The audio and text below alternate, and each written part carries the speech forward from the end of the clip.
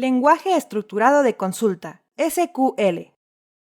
En tu camino como administrador de bases de datos, vas a manejar el lenguaje SQL, el cual se utiliza para definir y manipular a las bases de datos y consultar información, por lo que es necesario que comprendas en qué consiste y cómo utilizarlo.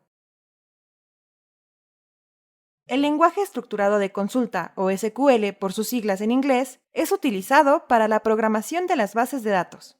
Se divide en el lenguaje de definición de datos. Sirve para crear, modificar y borrar una base de datos, tablas y campos. Contiene las siguientes funciones básicas. Create. Crear objetos de datos, como nuevas bases de datos, tablas, vistas, entre otros. Alter. Modificar la estructura de una tabla u objeto. Se pueden agregar, quitar, campos a una tabla, modificar el tipo de campo, etc. Drop. Elimina un objeto de la base de datos. Truncate. Borra todo el contenido de una tabla sin eliminar a la misma. El lenguaje de manipulación de datos sirve para insertar, modificar, borrar y buscar un registro de la base de datos. Opera con las siguientes funciones básicas. Insert. Agregar registros a una tabla.